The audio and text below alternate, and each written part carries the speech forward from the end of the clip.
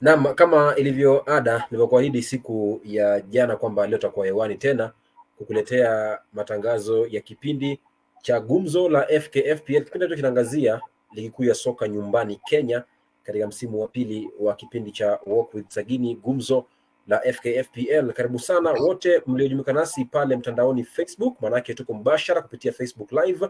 Niseme asante pia kwa kutenga muda mtazamaji wangu, na pia niseme asante kwa kutenga muda kwa mwanahabari mwenzangu na pia mchambuzi na mwanahabari wa michezo Kinyanjui Mark kwa kutenga muda pia. Niseme asante pia kwa mwelekezo wa kipindi hiki Dennis Njoro kufundisha makala kwa njia moja au nyingine.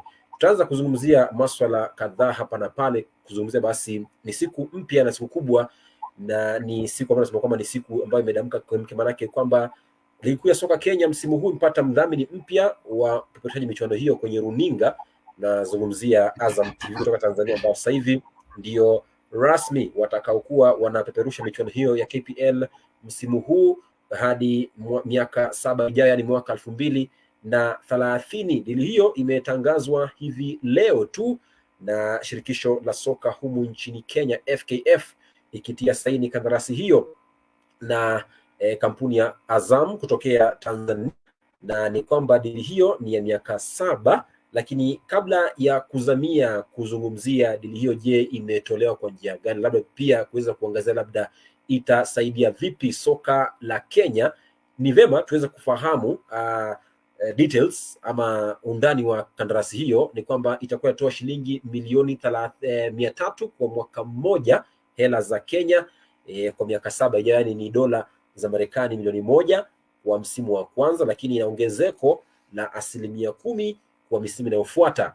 Lakini kwamba Azam imetenga chaneli moja ambayo ni chaneli ya 4, Azam Sports HD4, ambayo itakuwa inaonyesha peke yake michuano na mambo ya Kenya kem, lakini pia unaweza kufuatilia michuano hiyo kupitia simu yako mkononi, yani mobile streaming pia ipo available. Lakini kwamba ligi hiyo ama michuano hiyo kwamba itaanza kutoa makuonyesha michuano hiyo kwenye runinga baada ya michuano ya weekend ya kimataifa ambayo inakwenda kuanza wiki kesho. Lakini kwamba kila wiki, each match day, 4 games will be broadcasted live on Azam Sports HD4. And now this brings into a question. Now we've been having the KPL running every game starting at 3 p.m. But with 4 games on the broadcast list, it means that 3 p.m. kickoffs will no longer be there, so we'll be having new kickoff times for every game match. Kama alivyosema rais wa shirikisho la soka nchini Kenya FKF Nick Mwendwa, kwamba hivi karibuni baada ya mwaka mmoja tutaweza kushuhudia michuano ya usiku ikiweza kurejea katika viwanja mbalimbali humu nchini. Kinyawae, karibu kwenye Gumzo la FKFPL mara ya kwanza msimu huu. Unazungumziaje dili hii ya Azam na FKF? Hujambo Sagini, asante sana for this opportunity kuweza kuwa kwa hii show. I think imekuwa the first time in almost 3 months tangu the previous season, and it's good to be here. Na pia nataka kuwasalimu mashabiki wetu pia ambao wanaotazama kipindi hiki siku ya leo. To answer your question straight, I believe that considering the fact that ilikuwa 2 seasons ama wacha niseme 1.75 of a season tangu ligi kuwe na broadcaster, I believe the fact that one broadcaster ameweza kurudi, albeit tukiinclude ile May wakati tuliona mashemeji derby na game ya Tusker na Kariobangi Sharks ikikuwa aired around May by Azam wakijaribu kutest kama the Azam deal ingewak huku. I believe they must have seen ilikuwa poa, because that derby was a derby ambayo iliweza kushindwa na AFC Leopards, na Nyayo ilikuwa almost 3/4 full, and that's despite the fact that mashabiki wa AFC Leopards walikuwa wanagoma ile decision ambayo FKF ilimake kuwa ban from attending 4 consecutive league games kwa sababu ile vurugu walikos pale wakicheza na Kakamega Homeboys mwezi wa April. I believe it's a step in the right direction by FKF kuleta hii deal. And as well najua tutaizungumzia baadaye. Pia kuna another deal with KBC as well which will air other matches, free to air matches ambazo mtazamaji ataweza kuaccess to free to air, manake Azam imechukua specific and then KBC will pick the rest. So I believe fans mashabiki wengi wamekuwa kiniuliza sana kuhusu whether ligi italetwa kwa TV, and this is a step in the right direction kuona at least for the next unajua with contract huwezi jua because inaweza isha soon, but I believe it's a step in the right direction that mashabiki ambao hawezi access kwenda study wataget kuwatch games not only with Azam decoders but also on phone, manake the reality is Azam decoders itabidi watu wamenunua, but now they can just access it by kwenda pale app and then wanunue. So I believe it's a step in the right direction first and foremost kuleta nini kwa runinga zetu. Naam. Tukizungumzia dili hiyo kwa undani sasa ni kwamba kila klabu hajua undani wake, ni kwamba we haven't known how much each club is getting for every season because President Nick Mwendo alisema kwamba he can't disclose because he's waiting for one more deal because Azam deal is just one in the bigger package for this season for the KPL. So presumably I assume from the 1 million USD in a year, from my own calculations and my own analysis, I think each club will be getting 7.5 million or so, which is much more higher than what SuperSport was giving us 7 years ago, 2016, when they were broadcasting our league. So my question would be, is this a money enough for our clubs in terms of, you know, where we've come from? We are from a ban a whole year from FIFA. Our league has been struggling. We've been having issues with money, with match fixing here and there, and low turnout of funds in stadia. Now swali kubwa ni je, hela hizi ambazo Azam inakuja kutoa, je, zinatosha kwa vilabu vyetu kwa mahitaji ya kukidhi, kulipa wachezaji na kusafiria na kufanikisha shughuli zote zile kwenye klabu yao? Zungumzia vilabu vyote shiriki katika hiyo ya KPL msimu huu. Okay, nilikuwa nasikiza Nick Mwendo akizungumza katika launch hii deal in the morning, na alikuwa amesema ata breakdown FKF ita breakdown specifically the amounts of cash that kila club itakuwa inapata on a weekly basis. But nikiangalia the deal, ile the 1 week deal ambayo Azam wali broadcast Mashemeji Derby ilikuwa May, niliona kwamba every club that week ili manage kupata 300,000 Kenyan shillings for that match. So tukifanya hesabu using those figures, I believe that on a week ukipata the fact that every team inapata 300k guaranteed. Nakumbuka hii ni Azam peke yake, hatujui kama pia KBC watawalipa because they have to as well. I believe that club ambazo zilikuwa zinasuffer the fact that team kama Vihiga Bullets last season ambao saa zingine ulikuwa wapata wana postpone matches because hawana fedha za kuweza kuwasafirisha hadi Nairobi alone for example. I believe hiyo itasaidia kucover for logistics and at the same time itasaidia katika ile kucover basic salaries especially hizi teams ambazo si community clubs na pia si corporate clubs. Hizi clubs katikati hizi tu zime ni privately owned for example. I believe itachangia pakubwa katika kuwasaidia financially and also at the same time Mwendo alikuwa amesema I think when nilisikia alisema ni 2 deals si moja, so I am assuming inside sources zimeniambia ni KBC and then probably maybe the title sponsor, hiyo hatujui bado.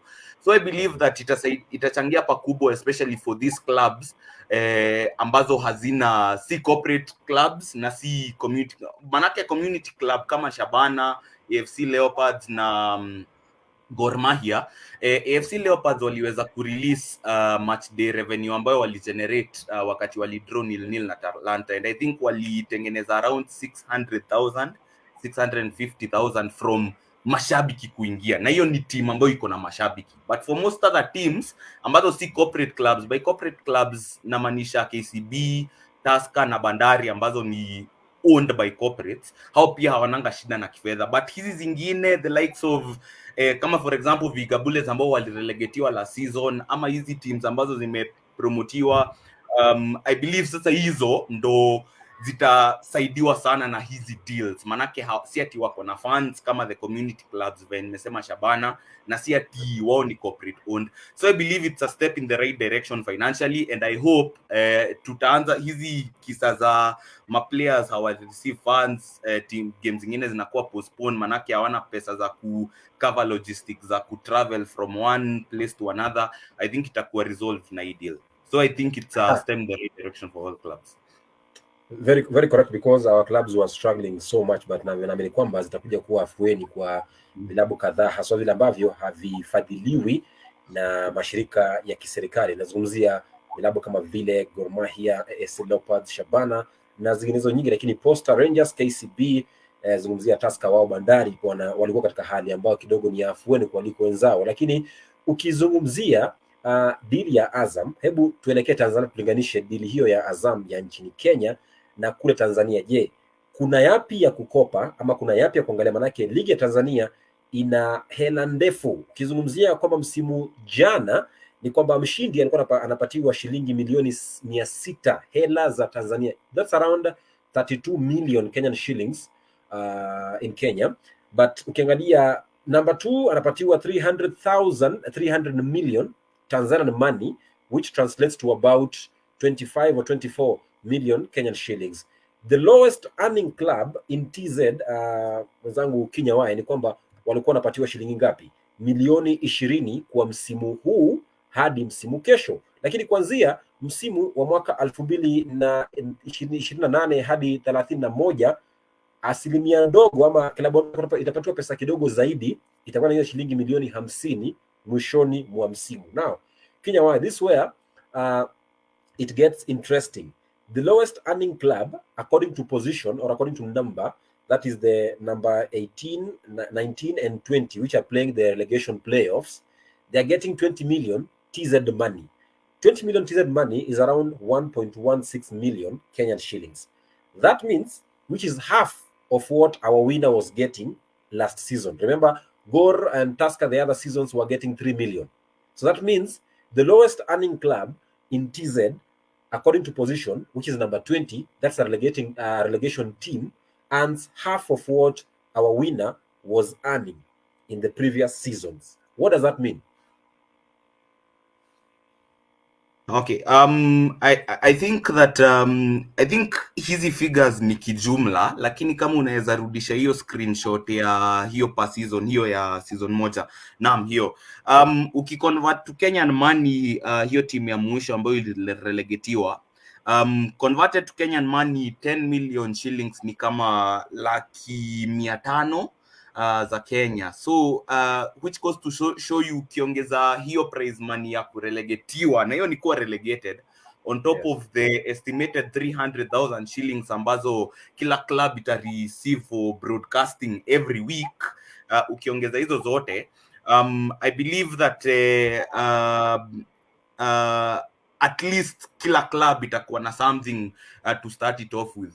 Ukicompare directly na broadcast deals za huko majuu kama for example Premier League, which is the most followed league in the world, utapata the broadcast deals ambazo waliweza kunegotiate because they broadcast games to Asia, huku Africa kwetu, unapata kwamba team ambayo ilikuwa relegated last season, na azungumzia the 20th team in the league, sikumbuki ilikuwa lini, but nikitumia 2020, 2021, 2022, Norwich wakimaliza number 20 ligi, unapata wali earn 120 million pounds from broadcast deals alone. Hiyo hata uja include mambo na price deals and what not.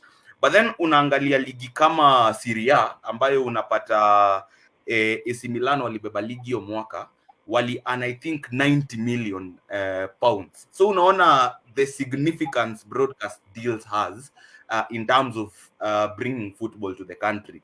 Na sasa we are yet to receive figures za other broadcasters, which I think is KBC. I might be wrong, but that is the most likely other broadcaster. Utapata kwamba ukicombine hii pesa yote ambayo clubs zitakuwa zinapata, that prize money, hiyo prize money ya kumaliza namba mwisho at 500,000, which is 18th place, itakuwa enough kusaidia hiyo team ambayo ime relegatiwa back to NSL ikuwe na something to start it off. Now we are yet to discover whether, kwa sababu ile deal nyingine ya Star Times ambayo tulitoka yenye contract ilitanitiwa, pia kulikuwa na additional 30 NSL games and Women Premier League games covered from that deal. So it remains to be seen whether pia tutaget kuona teams zingine ambazo ziko NSL na Women's Premier League pia tukiget kuona games zao as well. It remains interesting to be seen, but from a financial perspective and then pia uongeze prospectively title sponsor pia, I believe every club will be in a good place financially, na itapea hata team ambayo iko NSL motisha ya kutaka kupanda juu because of these revenue streams ambazo zitakuwa zinaletwa. So I can only see a plus unless kuna shady deals behind the scene, which I hope won't be the case, especially after ban. Na tutaki kurudi penye tulikuwa before. Now, you know, one question that we had before last season ended, and one of our analysts here, I think it was not Kinyawa, it was Kwanya Joshua, who was questioning the sustainability program for Azam TV in Kenya. Now, that is mainly a major issue because we've seen previously wadhamini wa shirikisho hili na mpira huu wa Kenya wakija kwa muda mfupi kisha baadaye wanajiondoa. Zungumzia BetKing awali alijiondoa, zungumzia Star Times hapo awali pia alijiondoa, lakini wanakuja Azam na dili ya miaka 7. How do you think it will be better for FKF to sustain this deal for the long run and ensure that 7 years zimeisha na tuongeze angalau pia miaka mingine kuja kama 5 hivi? I think that is a very good question. First of all, I believe mashabiki lazima wachangie pakubwa. And najua si kila club ziko na mashabiki. I'm talking specifically about Gor Mahia, AFC Leopards na Shabana ambayo unapata like watu wengi wanafuatilia. Partly ukiniuliza personally, I know it's a community club, but mimi naona iko na mashabiki pia wengi kwa sababu ya hype ambayo ilipewa from NSL last season, but that is a story for another day. Personally, I believe hizo clubs, the more mashabiki watatana up, the more pia unajua pia broadcaster ambaye ako home.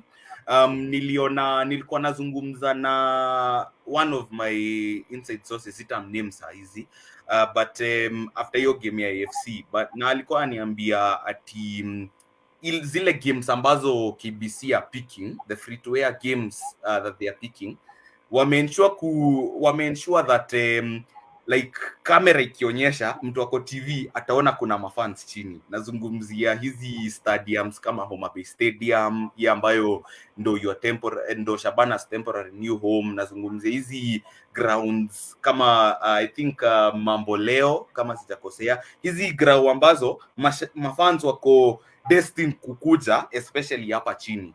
So it means mtu mwenye ako home akiochio game atapewa perception ya haya, hii game iko na watu wengi, si wacha nijaribu next time niende live game nione venye kuko.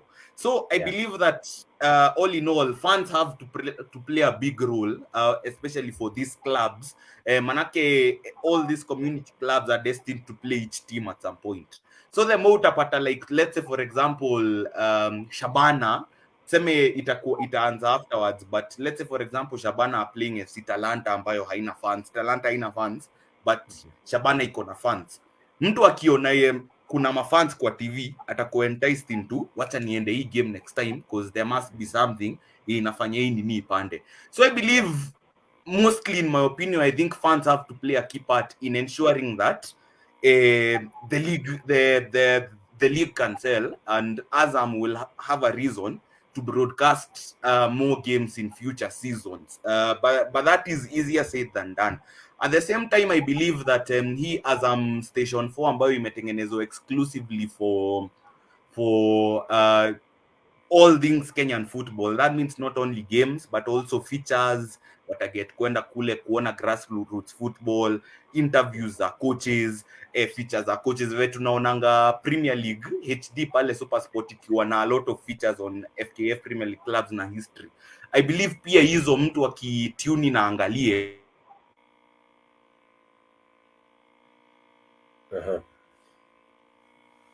Nafikiri kidogo amepotea hapo, manake mtandao na mfeli Kinyawai, lakini ndio hali hiyo mtandao wa Facebook na hali ya mtandao wa kupeperusha matangazo haya hewani, lakini si neno, manake nafikiri anafanya kuchukua muda wake alafu arejee tena hewani.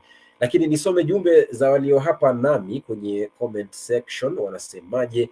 Namuona Ibrahim Anemba anasema kwamba this is tuned in from Huruma Town, Nairobi County. Asante sana.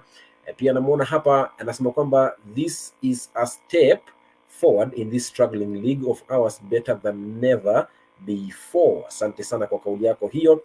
Pia namuona Diego Jack anasema kwamba live from Gilgil. Asante sana. Namuona Ngugi wa Iganjo anasema hamjambo askofu. Si jambo, niko vizuri. Wewe uko vizuri? Na uniambie labda maoni yako ni yapi kuhusiana basi na ligi ya Kenya kupata mdhamini wa runinga. Nazungumzia Azam TV kutoka taifa la Tanzania, ndio wadhamini wakuu kwa miaka 7 ijayo, wakitoa kima cha dola za Marekani milioni 1 kila mwaka kwa shirikisho la soka nchini Kenya FKF kwa minajili ya kupeperusha michuano hiyo ya KPL, mechi 4 kila wiki ndani ya Azam Sports HD4, yani chaneli mpya ambayo imetwikwa jukumu la kipekee la kuonesha michuano na content kutoka nchini Kenya. Kinyawai, karibu tena. Ulikuwa unazungumzia kwamba mambo gani yani? Naam, nilikuwa nazungumzia kwamba nimesahau hiyo point, manake laptop yangu ilikuwa imezima kidogo, lakini imerudi. Sika naweza kumbushwa kidogo tulikuwa tunazungumza nini. Alright, tulikuwa tunazungumzia kuhusu sustainability program ya Azam na FKF na ligi yetu. Like I was saying, hizo features ambazo tutakuwa tunaona, manake it's a 24-hour FKF Premier League show.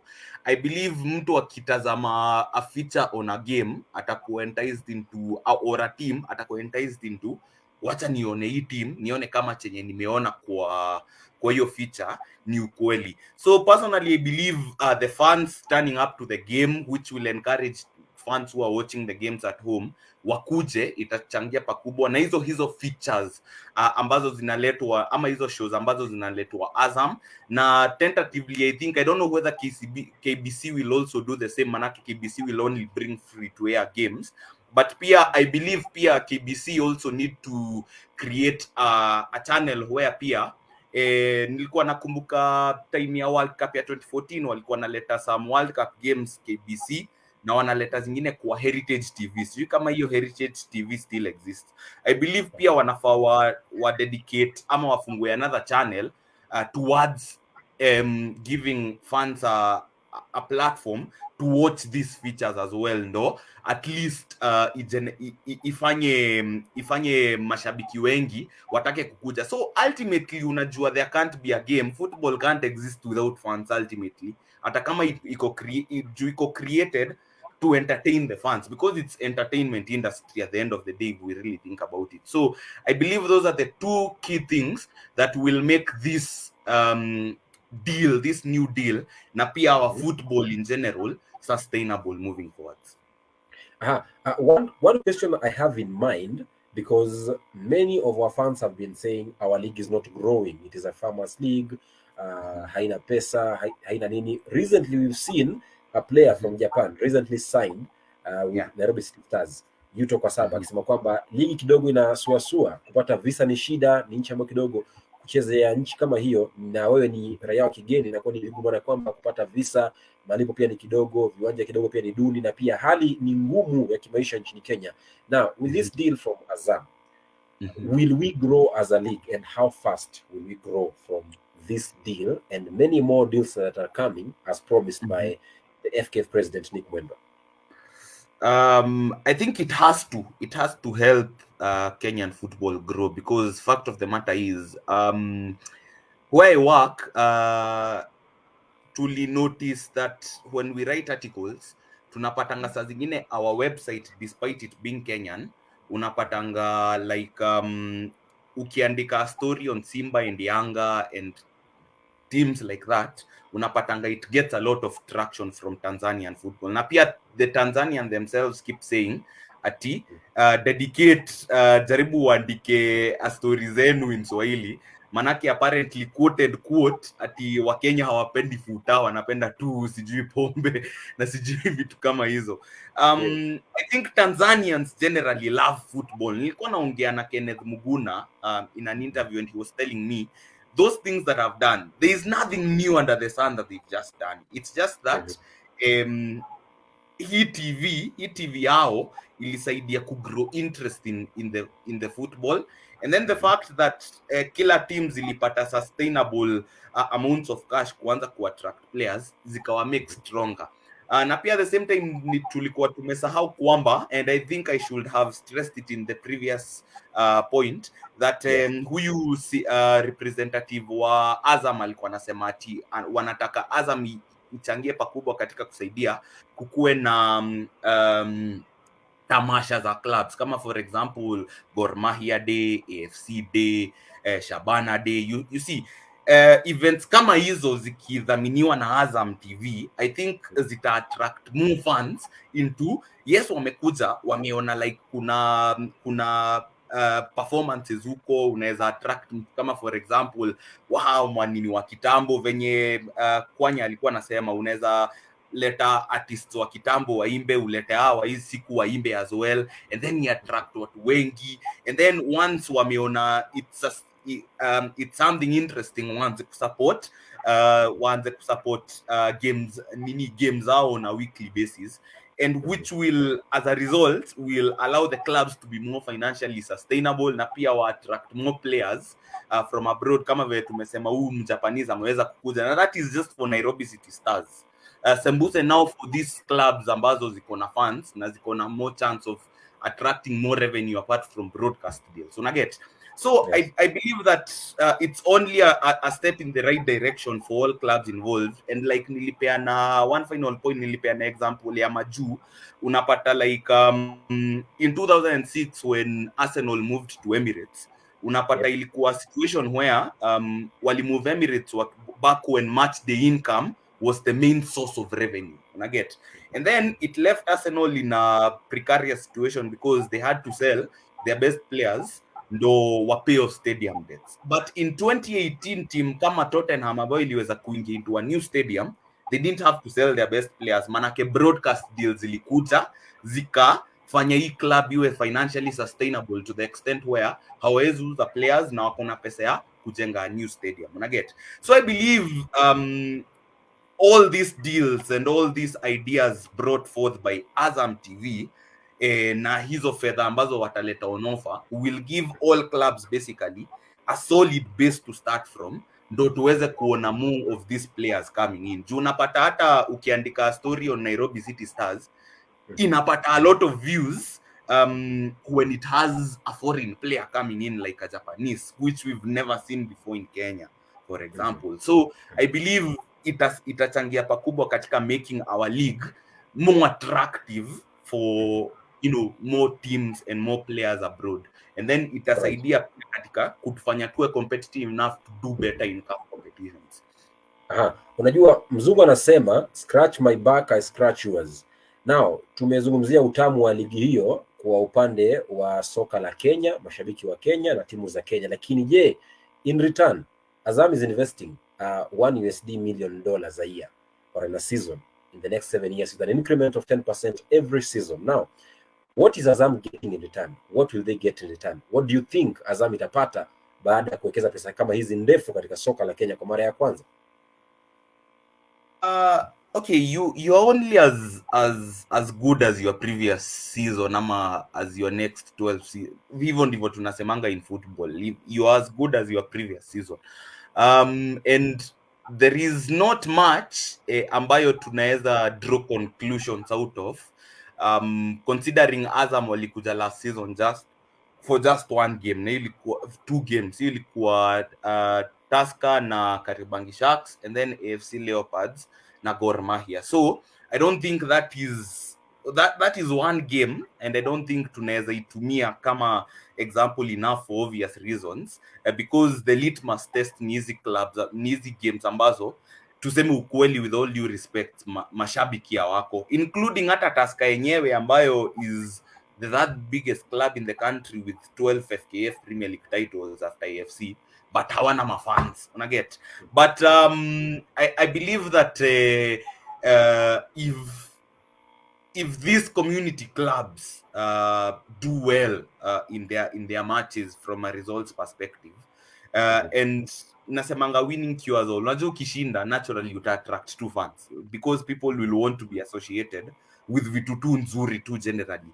So I believe that we can only use these big games for the first season as a litmus test kuona kama Azam will get something big in return, kwa sababu hatuwezi kuwa too sure with these small games.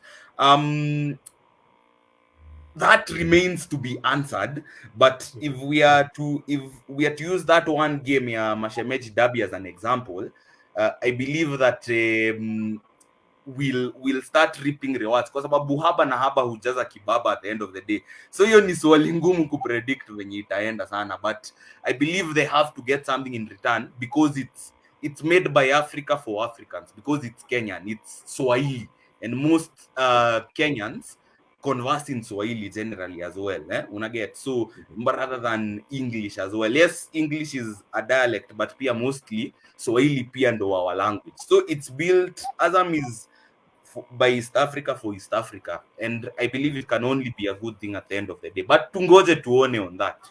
I think tungoje tuone 6 months. 6 months. All right, after 6 months, I ask you that question, right? I think for me, our league will grow definitely, because it will attract fans to the stadium, which will make Azam get a good run for their money, because they'll have to sell the coders, and they'll have to sell their things at the stadium, and so far more. But pia ukizungumzia kwa wachezaji wetu, nafikiri kwamba itawakuza kwa njia gani?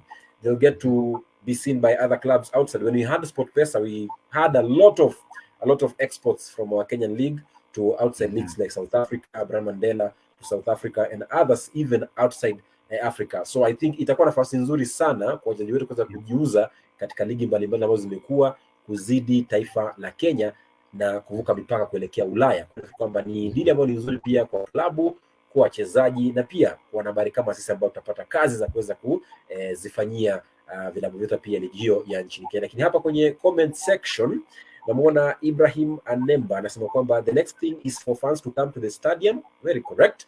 Alafu Waiganjo Nguge anasema yani this season for the first time kupitia kwa hii show I've got a club to support, that is Muranga Seal. Usijali Sagini, tulianza na kuwatwanga timu yako, mambo bado. Asante sana.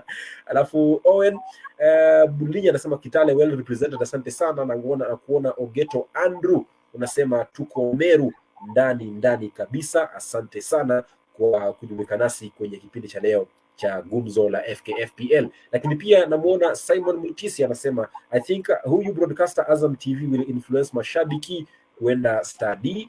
Alafu anasema otherwise it's a good deal for Kenyan football. Asante, nazidi kutuma kauli yako basi kuhusiana basi na dili la Azam kupeperusha michuano ya KPL mechi 4 kila wiki kupitia chaneli speciali ya Kenya ya soka ya Kenya, yani ni Sports Azam HD4. Lakini kando na hilo, tuangazie weekend ya kwanza ilikuwaje katika ligi hiyo ya Kenya kabla ya kuja kwenye weekend ya pili ambayo inaanza kesho katika viwanja tofauti kuanzia saa 9 kamili. Ni kwamba katika weekend ya kwanza timu ya Bandari ilitwangwa na nafasi ya pili Tusker FC msimu jana 1-0, wakati Zoya Sugar nafasi ya 3 msimu jana wakilaza Ulinzi Stars 2-1.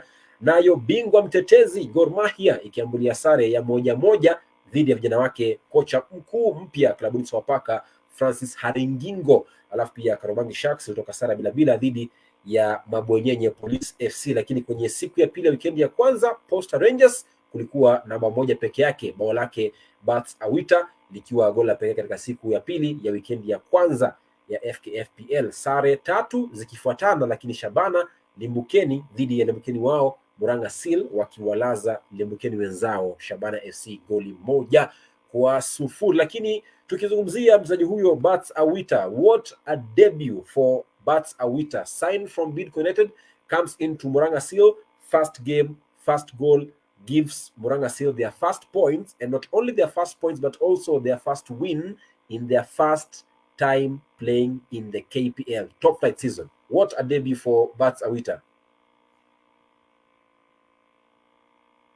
Unmute. Yes. Okay, yeah. Okay, what a debut for him. Kumbuka that Murang'a Seal walipromotiwa with Fabian Adikinya akiwa very integral cog for the side from the base of midfield. Na effectively venye walipanda Adikinya alikuwa attracted by Tusker, and in all honesty a club like Tusker, considering what they are, given they are a big club and they are a club that are financially stable, wakikuita, you can't possibly turn them down na unataka kwenda ku replace the legendary Humphrey Mieno hapo. So for Awita going to replace him, I think that it was a good move to Murang'a Seal, considering he already had FKF Premier League experience akichezea Bidco United, lakini ukiangalia alienda Murang'a Seal ambao wako newly promoted, and most of their players hawajacheza FKF Premier League before, and I believe that making a statement as one of the experienced players hiyo top flight na kuwasaidia Shabana kushinda hiyo mechi, I think it was a good step moving forward for them. To be honest, sikuweza kutazama hiyo mechi manake ilikuwa pale Homa Bay Stadium na si tulishughulikia zile mechi zilikuwa Nairobi, that is Gor Mahia and AFC weekend, but I believe that will be a real confidence booster for Murang'a Seal.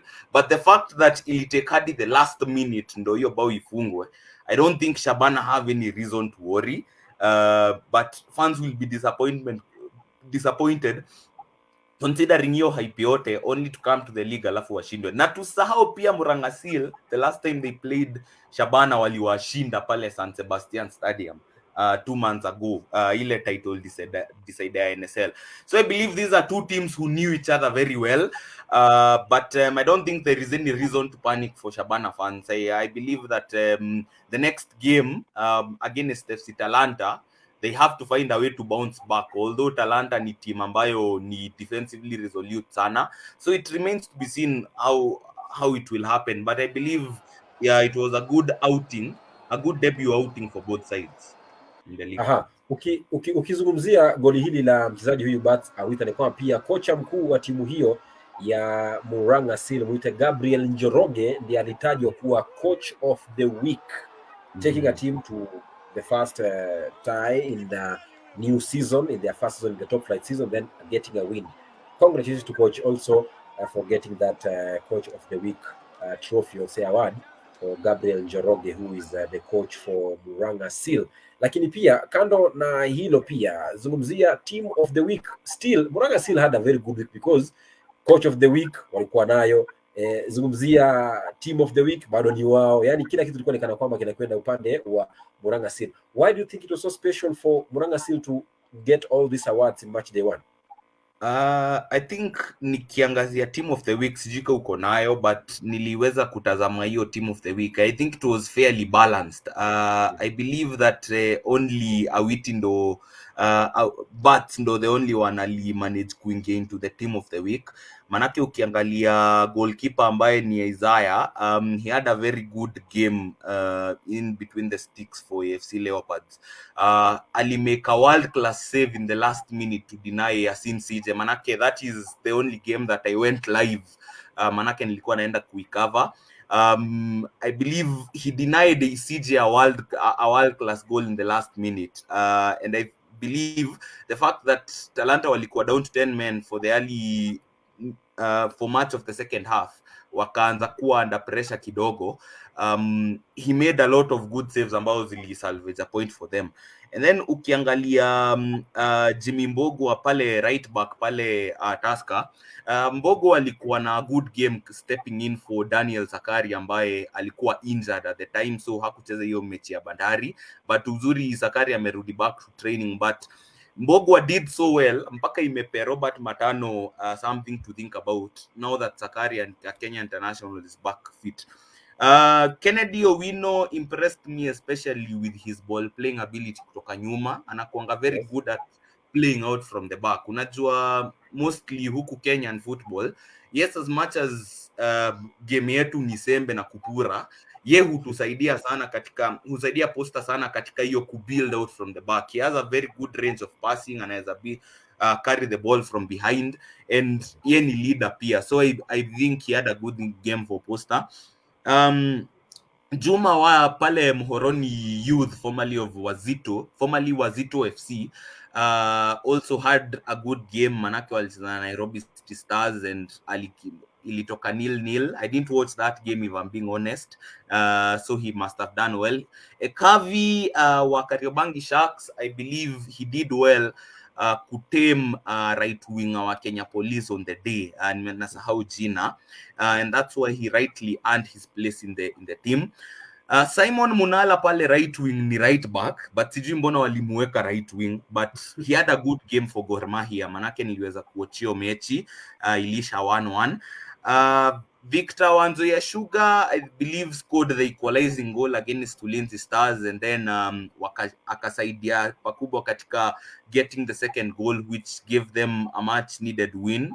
Nzoia, nakumbuka Nzoia, most of their players na Salim Babu walitoka, so they are rebuilding na wamepata a good win, which will give them a lot of confidence.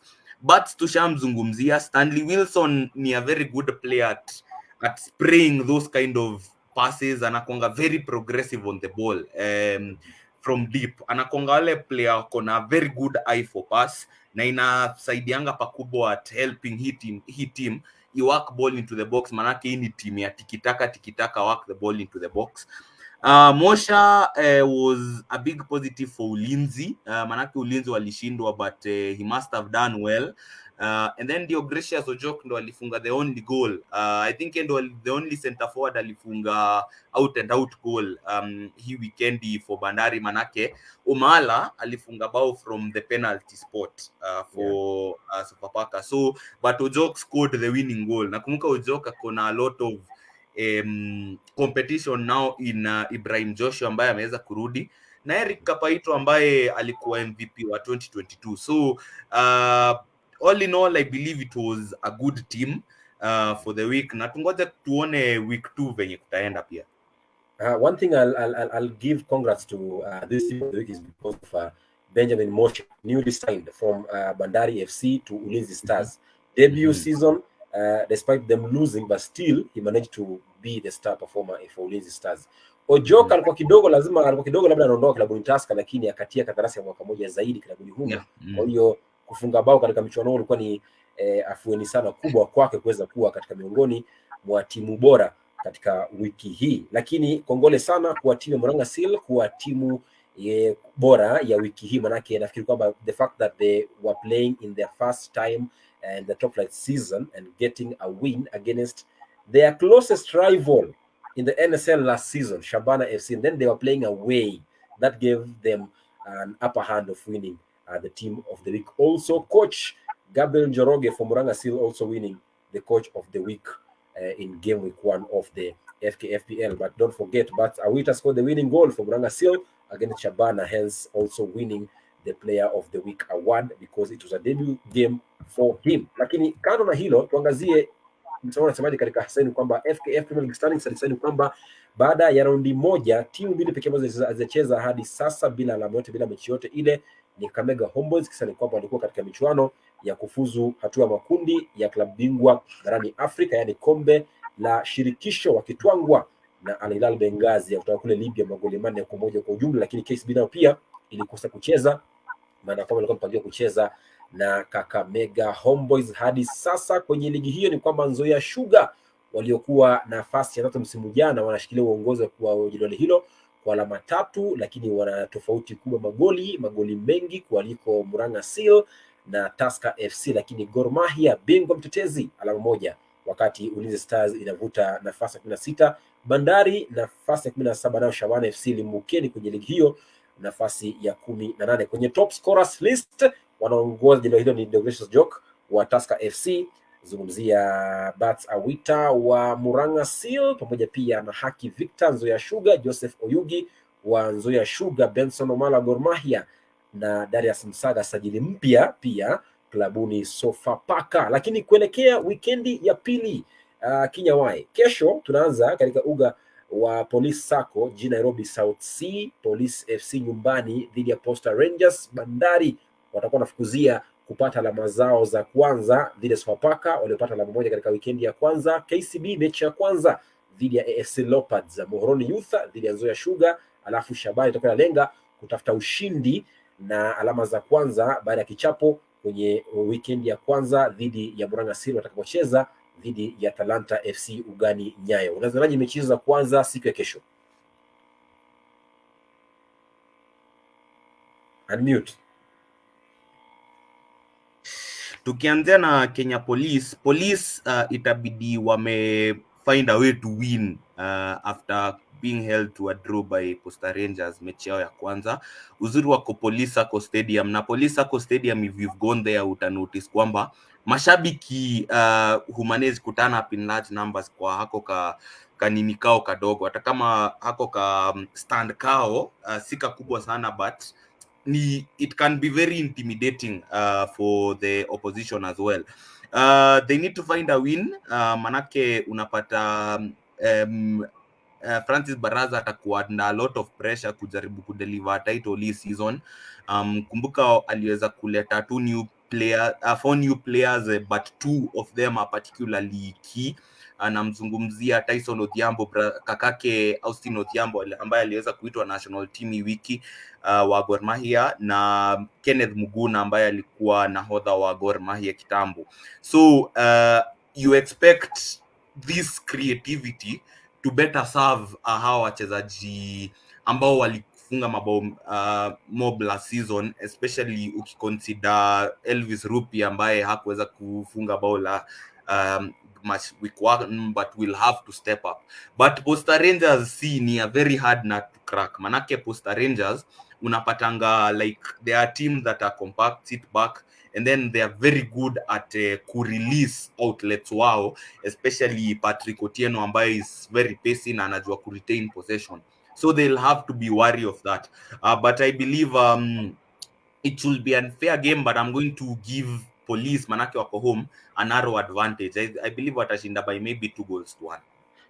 Kabla ya kuzungumza Sofapaka na Gor Mahia, tusikie makocha wa Sofapaka na Gor walisemaje baada ya mchuano wao weekend jana ulipotoka sare ya 1-1 ugani Kasarani. Mechi leo ilikuwa nzuri, ilikuwa nzuri sana juu mumeona mechi ilikuwa iko open. Iko open. Timu zote zilikuwa zinataka kucheza. Kwa sie tunaichukulia vizuri, pointi 1 unacheza na klabu bingwa. Ni sawa. Ukiangalia kwenye tunatoka, timu yetu ni mpya. Naweza nikasema kwa hii pointi 1 mimi namshukuru. Nashukuru Mungu kwa itupatia kwa hii 1. Tulikuwa tunataka 3, tumepata 1. Ndio hivyo, mechi imekuwa nzuri kwangu, naichukulia vizuri. Because Sofapaka are organized, they get in behind well, they catch you on the counter attack well, and so we were frustrated in the first half not to really create the chances we wanted to create, and then we've conceded a really sloppy goal, an own goal off a long throw. We need to be better, our positioning needs to be better in terms of going to attack that ball rather than backpedaling like Jeffrey was. All right. Ukiangalia kocha wa Gor anasema kwamba they considered a sloppy goal, wakati kocha wa Sofapaka Harry Ngingo anasema kwamba timu yao ni mpya na wanafanya kujenga timu mpya ambayo inakuja na sajili mpya kadhaa. Na ukizungumzia kwenye ratiba ya wikendi ya pili ni kwamba Sofapaka wao wanakuwa nakipiga dhidi ya klabu ya Bandari ambao walipoteza kwenye wikendi ya kwanza, wakati Gor Mahia wanacheza dhidi ya Ulinzi Stars waliopoteza pia Gor ikitoka sare na Sofapaka. Kwa matamshi ya makocha watu wawili, Gor na Sofapaka, mechi zao za raundi ya pili unazionaje?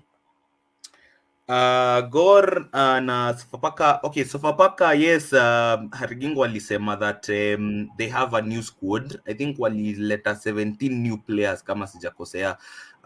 So they'll take time to gel. Wata take time to gel. But Bandari is no easy streak. Manake Bandari will want to get back to winning ways. Manake walipoteza their first match in 9 matches under tutelage ya coach mpya ambaye ni Twahir Muhidin. Lakini itakuwa pale Kasarani Annex, and I believe it will be a good match generally. Manake both teams will want to have a point to prove. Bandari will want to bounce back to winning ways, na Sofapaka they will want to do well. Nikiangazia kwa haraka mechi ya manake time inaisha, nikiangazia KCB na AFC Leopards itabidi get back to winning ways haraka. Manake watakuwa wanacheza na KCB, and hiyo ni team ambayo pia ina gel pia, na wanapatana na KCB who wako na coach ambaye ako na new ideas as well. So that remains to be seen, but I'm expecting another underwhelming draw pale Kasarani Stadium. Nikiangazia Muhoroni Youth na Nzoia Sugar, I believe Muhoroni Youth ambao walimaliza vizuri last season pia na hawaja make very many changes to their side, I think we'll have an edge over Nzoia Sugar. Manake Nzoia Sugar pia have a new coach, they have almost an entirely new lineup. But I believe Muhoroni, the fact that wamezoeana wanaelewana vizuri will give them an edge. Alafu game ya mwisho itakuwa of course Talanta na Shabana FC. Shabana FC watataka to get their first ever FKF Premier League win since the 2006 season, but haitakuwa rahisi, manake Talanta ni timu ambayo kukupe nafasi ni ngumu sana. Manake naitanga Ken Kenyatta game yake ni kama ya Jose Mourinho, ni wale watu wa like hawatakupe spaces, like ni ngumu sana u break down low banks of yao. So it remains to be seen whether Shabana will fight an edge over Talanta, but hiyo ni another game ambayo na expect kuwe tight sana, possibly a draw, na mwenye atashinda possibly by 1-0 ama bao moja pekee. Hiyo tunapiga mtu bwana. Kesho katika uga wa Nyayo nitakuwa pale live. Shabana must win against Talanta. No worries. Saturday Tusker against Sharks. Tusker naiona kana kwamba ina uwezo mkubwa, lakini Sharks pia timu rahisi. Murang'a Seal na Kakamega Homeboys. Kakamega Homeboys ametoka kucheza michuano ya kombe la shirikisho dhidi ya Newbies Limbukeni Murang'a Seal. Wanaweza safari hii dhidi ya Kakamega Homeboys? Tusker na Kariobangi Sharks, tukianzia hapo itakuwa Ruaraka grounds, na Ruaraka inakuanga kind of like a fortress for vijana wa Matano, manake mimi ni fan wa hiyo team sana. But I believe that Kariobangi Sharks will have a lot of the ball, manake team za Matano zinakuanga hivyo, we tuchezee ball we tunataka, lakini tukipata tu chance moja on the counter attack tutaku exploit to the fullest. Tusker hawana a true natural ball winning midfielder, so hiyo inaweza kuwa concern kidogo, manake the only other energetic presence wako naye ambaye ni anaitwa Odoyo, amekuwa suspended manake alikuwa red card game ya kwanza. So it might be playing to Kariobangi Sharks' hands, manake wanataka kucheza wa work ball mpaka ingi into the box.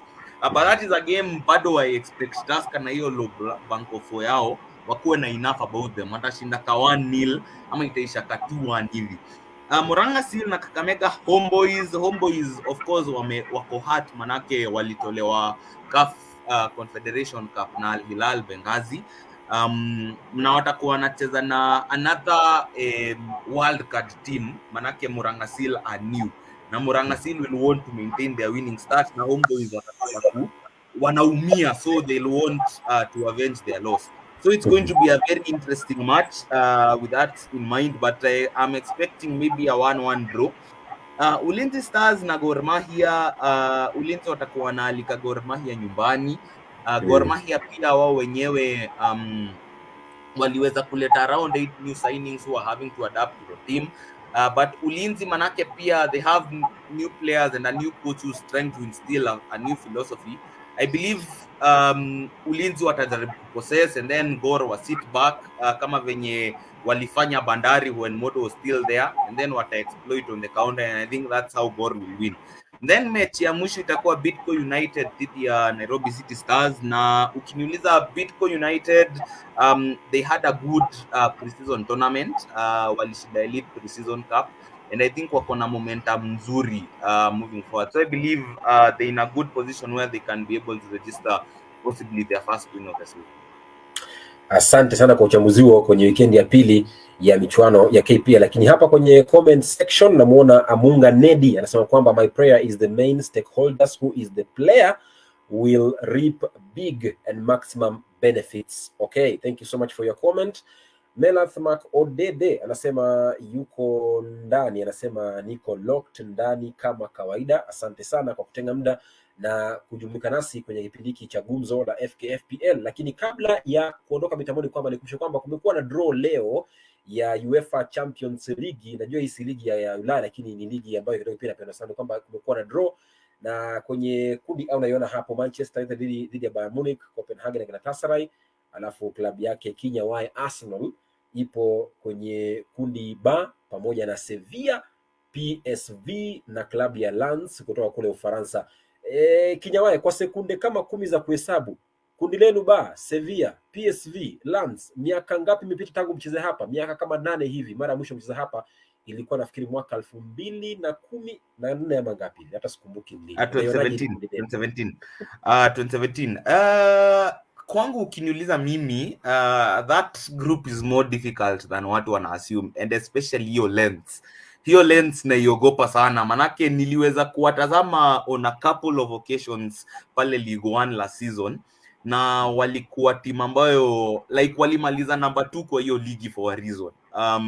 The good thing ni ati hawana European experience, manake hawakucheza Europe last season.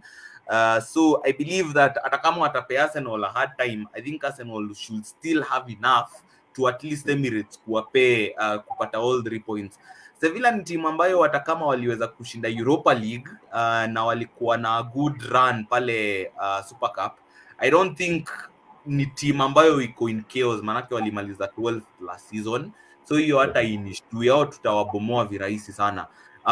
PSV nao walitusumbua last season Europa League. Kwanza walitushinda Europa League group stage, walitusumbua sana, manake Ruud van Nistelrooy especially kwa home set up team in such a way, ana stable opponents, ana paid opponents room, and then wachezaji ambao creative hata kama waliweza kutoka Javi Simons na Cody Gakpo waliweza kutupea a lot of problems, but I believe we have enough about us, manake hii nikiangalia hii group ni fair. Hii group inafanana na ya Europa League group stage, so I believe this is a group that we have a good chance of topping, but tuini Arsenal na hatuja na most players hawajacheza Europa League before, sitashtuka kukiwa na culture shock, but this is a good group to start us off, and I believe tuko na enough kuingia round of 16.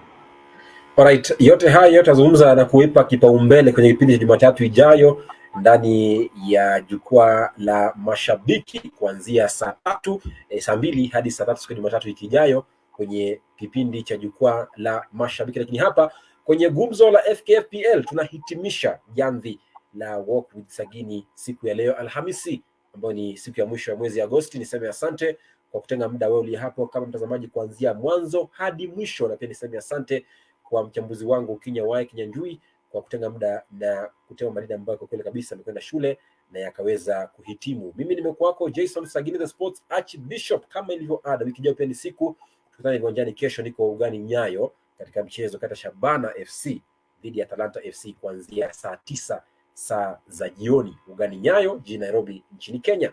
Niye wako Jason Sagini, kama ilivyo ada.